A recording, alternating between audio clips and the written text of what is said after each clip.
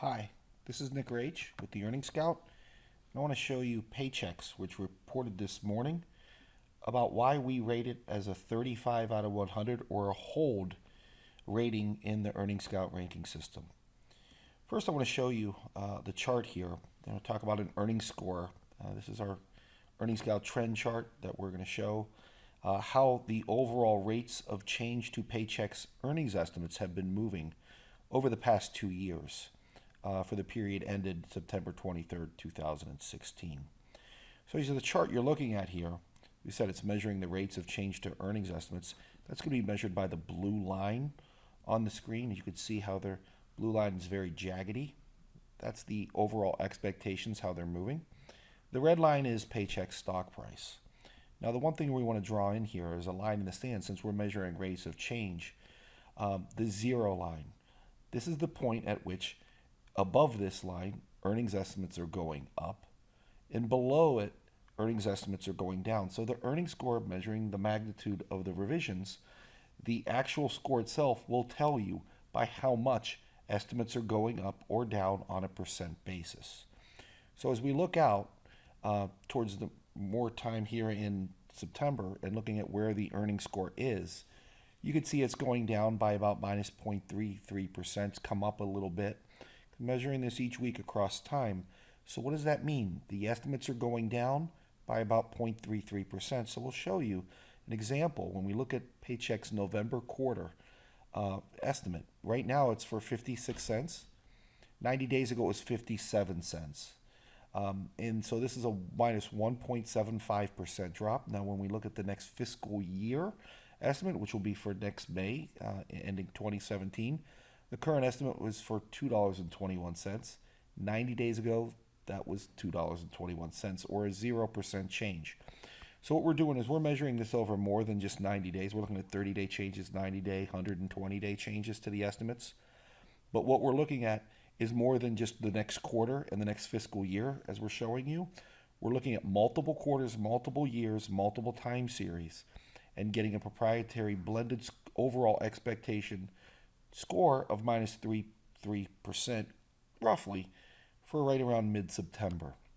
Now what we're doing is measuring this across time, and as we do that across time, we look to see, are the earnings estimates trends, are they getting better or worse? As most know, we don't care if earnings estimates are going up or down. What we want to see is, are they getting better or worse? And when we draw in the statistical slope here, and I'll draw it in again, you'll see it is slightly going up. But since the estimates are barely budging for Paychex, you can see they're going down a penny or they're staying flat on the fiscal year. What we're saying is there's no real trend to the earnings estimates. And we score this at 35. Now, when we say the estimates are barely budging, we're going to talk about their Earnings Scout volatility measure here. That's measuring the variance of all the earnings estimate revisions over this 2-year period. And what you could see is at their best, estimates were going up by about 0.45%, and at their worst, they're falling by minus 1.11%, as measured by the earnings score scale on the left-hand side here, right through here. That's a very low volatility stock. That's one thing we actually reward. We like low volatility earnings revisions because it tends to be more predictable, and Paychex earnings estimates are fairly predictable. Now, what we don't like on this and why this score is low is while the streets were rewarding that stability, the stock price is up 36% over the past year. So what we see is while the streets were rewarding those stable earnings revision trends, stock's expensive. So what we're saying to clients, if you own Paychex with a 35 out of 100, we're telling you to hold the name, hold it if you got it, even considering given the run it's had over the past year, over the past several years, you may want to consider rebalancing your profits back to the original bet size. So doing some active portfolio rebalancing here probably is warranted. Certainly what we don't want you to do, given the priciness of the stock and the earnings estimate trends that are basically stalled out, do not add to Paychex, to your position to it at these current prices. We think it's too pricey at this point for you. And certainly you can see with a 26.3 PE, 9% growth, that's pricey. We do like the dividend yield, though, on Paychex. particularly because it's stable earnings. Now, when we look at Paychex as well, you can see the raw data of how the raw earnings revisions are doing. You can actually click in our database and actually see how we have historically recommended Paychex. And this is over the past 5 years. And our first buy signal over the past 5 years was at $31.83 on March 16th, 2012. And you can see here there's no red arrows. There's some blue arrows where we say hold, and there's green arrows where we tell you to accumulate more. Basically, Paychex has been a buy and hold investment in our ranking system over the past 5 years. As we said, there's no red arrows, there's no sells in our system.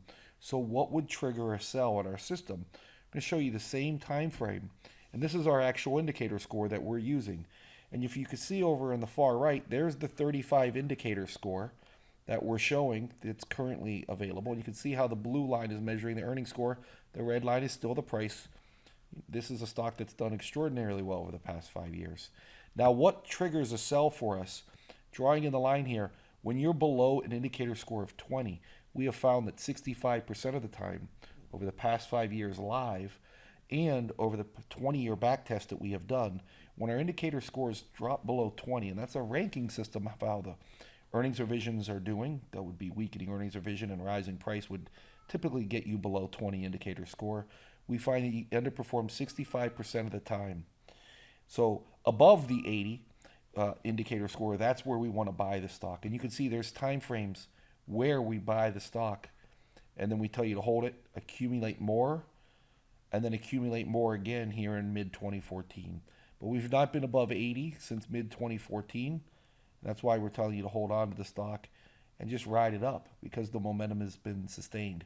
What will drive this down if the price keeps rising and we have stable earnings? The correlation that we're measuring towards stable earnings and rising price, this indicator score will move from 35 and will keep moving down. So as you're looking at our chart, the raw data for Paychex here, what we're saying is this is a stock that's stable earnings, but it's pricey. So if you got it, hang on to the name, and we're comfortable with you saying that, but certainly don't add to positions sizes at this point. And hopefully this helps you see the earnings trends for Paychex and understand a little bit better that it doesn't matter if estimates are going up or down, and it makes you feel more confident and then reduces some of the randomness in the market. We help you make a more qualified investment decision from a very objective fashion. Thank you.